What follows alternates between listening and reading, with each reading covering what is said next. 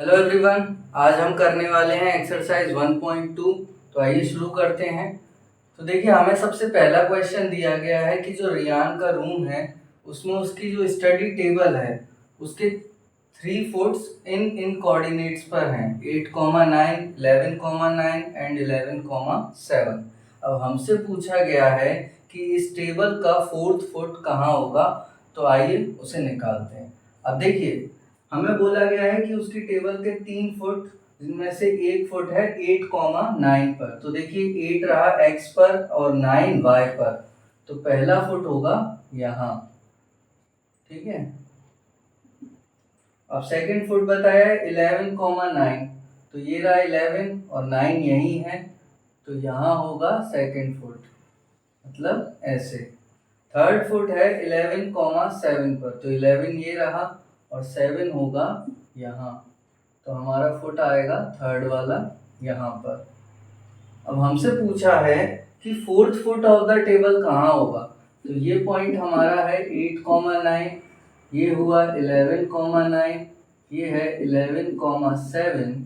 तो 4th foot कहाँ होगा? 4th फुट होगा 8,7 पर, 8x में एंड y पर 7। तो ये हमारा 4th फुट हो जाएगा। इसके बाद हमसे क्वेश्चन 2 में पूछा है क्या ये जो स्पॉट है टेबल के लिए वो सही है या नहीं। तो अब देखिए, जो रूम है वो 12 पर जाकर ख़त्म हो रहा है, तो टेबल जो है वो 11 कोऑर्डिनेट पर है, 11x पर, मतलब 11 डिस्टेंस लिए वहाँ पर है। तो टेबल दीवार से बिल्कुल सटी हुई भी नहीं है और ज़्यादा इस तरफ भी नहीं है जहाँ बेड वगैरह रखा हुआ है। तो ये कैसा स्पॉट है? ये गुड स्पॉट है, हम ये लिख सकते हैं। अब देखते हैं थर्ड क्वेश्चन। थर्ड क्वेश्चन हमसे पूछा है कि इस टेबल की विड्थ क्या होगी और लेंथ क्या होगी। तो विड्थ के लिए हम x के कोऑर्डिनेट्स को माइनस कर लेते हैं, 11 माइनस 8 यानी 3 यूनिट्स। और लेंथ के लिए हो जाएगा हमारे पास 9 माइनस 7 यानी कि 2 यूनिट्स। तो ये हमारी विड्थ। और इसी क्वेश्चन में हमसे पूछा है क्या हम इस टेबल की हाइट निकाल सकते हैं। तो देखिए, इस टेबल की हाइट हम नहीं निकाल सकते क्योंकि ये 2D कार्टेशियन प्लेन पर बना हुआ है और 2D कार्टेशियन प्लेन पर केवल 2 ही डायमेंशन हो सकती हैं, इसलिए विड्थ और लेंथ ही निकाली जा सकती है।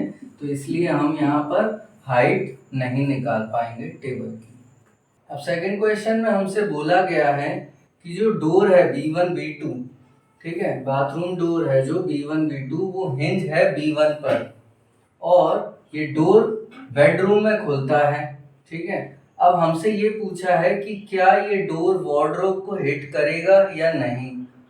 तो पहले देखिए, हम इनके कोऑर्डिनेट्स निकाल लेते हैं। तो B1 के कोऑर्डिनेट्स क्या होंगे? B1 जो है 1 और 2 के जस्ट बीच में है और y एक्सिस पर है, इसलिए x का कोऑर्डिनेट हो गया 0 और y हो गया 1.5।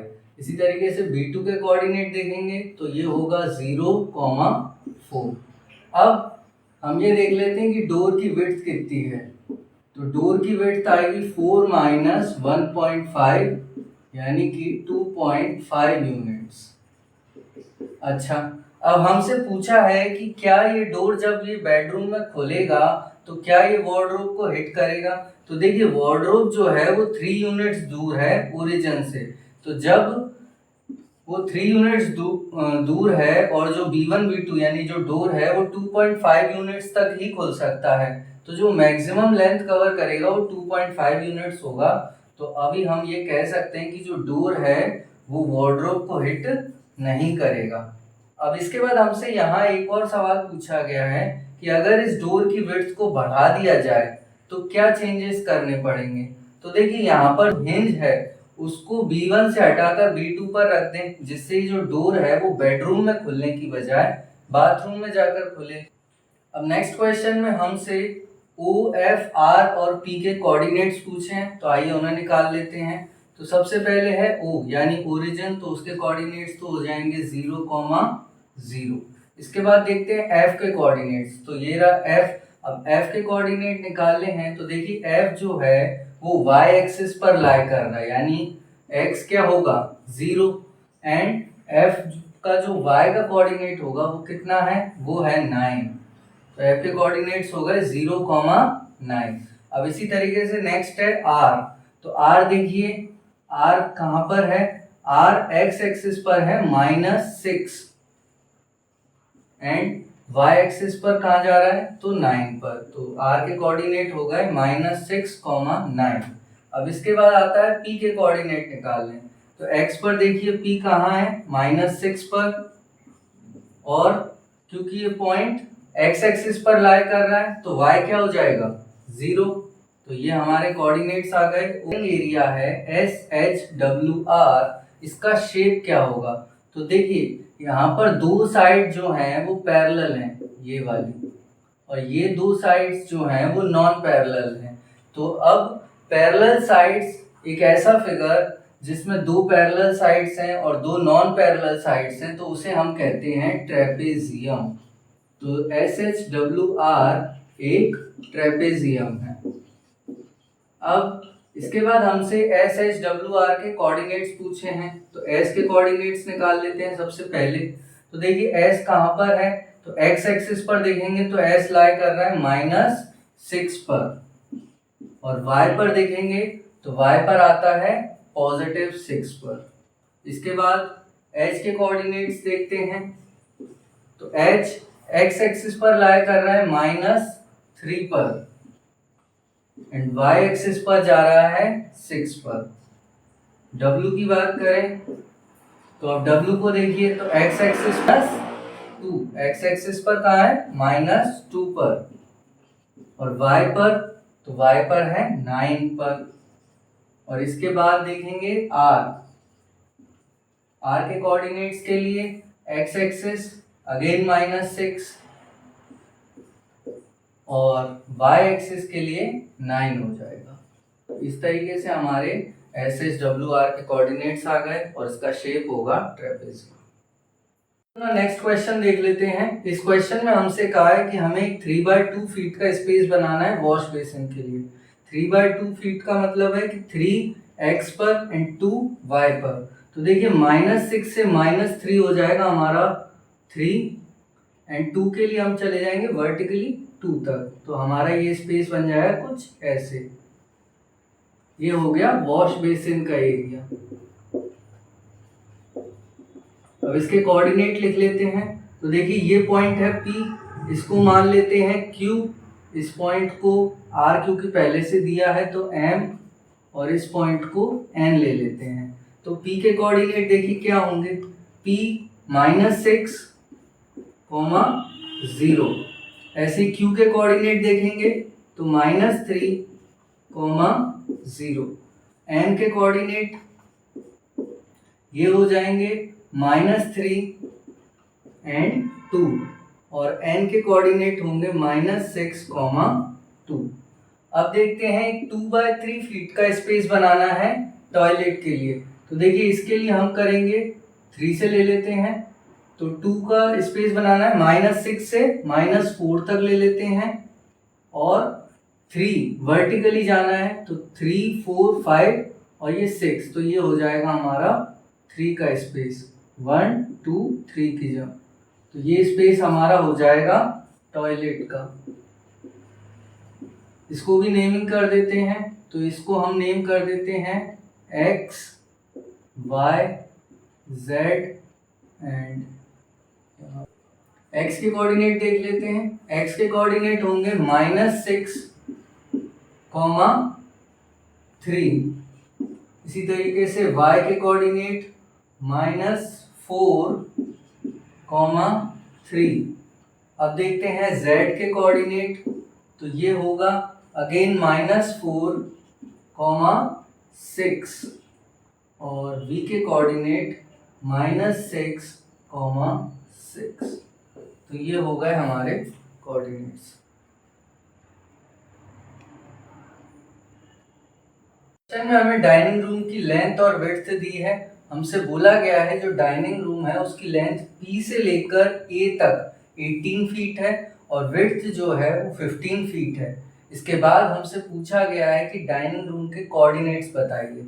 देखिए P से लेकर A तक जो है वो 18 फीट हो जाता है। तो सबसे पहले P के कोऑर्डिनेट्स देख लेते हैं। तो P के कोऑर्डिनेट्स हम जानते हैं क्या है, -6, 0। A के कोऑर्डिनेट्स हमें गिवन है 12, 0। अब इसके बाद हमसे कहा है कि जो विड्थ है डाइनिंग रूम की वो 15 फीट है। अब देखिए ये जो y एक्सिस है वो ऊपर की तरफ पॉजिटिव है, नीचे की तरफ नेगेटिव होगी। तो 15 फीट नीचे की तरफ लेंगे हम तो ये माइनस में आएगा। ठीक है, तो अब ये क्या होगा, कुछ इस तरीके से बनेगा, यहाँ तक ऐसे। तो हमसे इन पॉइंट्स के कोऑर्डिनेट और पूछे गए हैं। तो इस पॉइंट का कोऑर्डिनेट क्या होगा, तो इसका होगा -6, -15। एक ये हो गया कोऑर्डिनेट हमारा -15, और इस पॉइंट का कोऑर्डिनेट हो जाएगा 12 x पर और y पर अगेन -15।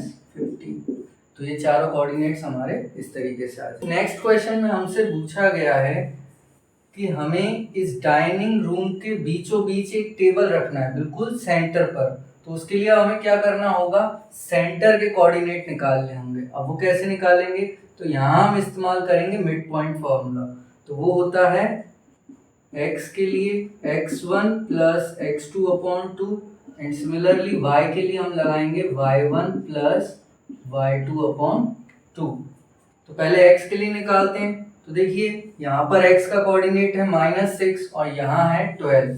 तो हम लिखेंगे -6 प्लस 12/2 यानी वैल्यू आएगी 6/2 मतलब 3। इसी तरीके से y का निकालेंगे। तो y के लिए -15 और एक हो जाएगा 0। तो 0 -15/2 यानी कि -15/2, तो ये हो जाएगा -7.5। तो हमने सेंटर के कोऑर्डिनेट्स निकाल लिए 3, -7.5। तो सबसे पहले इस कोऑर्डिनेट को प्लॉट कर लेते हैं। तो 3 देखिए x पर, तो ये रहा, और -7.5 कहाँ आएगा, तो 7 और 8 के बीच में। तो हमारा सेंटर होगा यहाँ पर।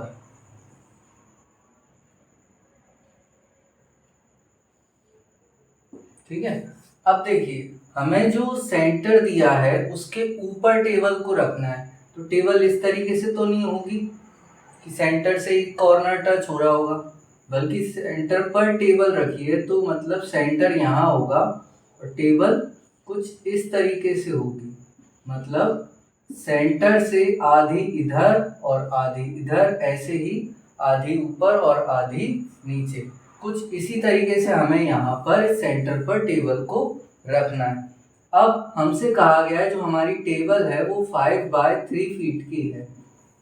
अब क्योंकि हमें उसे सेंटर पर रखना है तो हम कर लेते हैं इसको 2 से डिवाइड, यानी हाफ कर लेते हैं, 2.5 एंड 1.5 फीट। अब कैसे रखेंगे वो ध्यान दीजिए। अब देखिए 2.5 जो है वो हम x एक्सिस पर 2.5 सेंटर से आगे और सेंटर से पीछे करके लेंगे। तो ये रहा हमारा x एक्सिस 3 पर, 2.5 पीछे जाएंगे तो हम पहुंच जाएंगे 0.5 पर, यानी कि यहाँ। ठीक, और 2.5 सेंटर से आगे, तो जब 2.5 आगे जाएंगे तो हम पहुंचेंगे 5.5 पर, तो यहाँ पर। ये हो गया हमारा टेबल का एक हिस्सा। अब इसी तरीके से 1.5 y पर नीचे और ऊपर की तरफ जाएंगे। तो देखिए नीचे की तरफ लेंगे तो हम कहाँ पहुंचेंगे, 9 पर, और इसी तरीके से जब 1.5 ऊपर लेंगे तो कहाँ पहुंचेंगे, तो हम पहुंचेंगे 6 पर। ठीक है, तो हमारी टेबल कहाँ बन गई, तो ये रही हमारी टेबल ऐसे। ठीक है, हम इसका चाहें तो ये सेंटर वाला पार्ट हटा सकते हैं।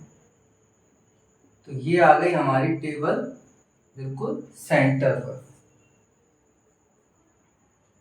अब इस टेबल को नाम दे देते हैं और इसके कोऑर्डिनेट्स भी प्लॉट कर देते हैं। टेबल को नाम दे देते हैं P, Q, R and S। अब सबसे पहले P के कोऑर्डिनेट निकाल लेते हैं। तो देखिए P के कोऑर्डिनेट क्या होंगे,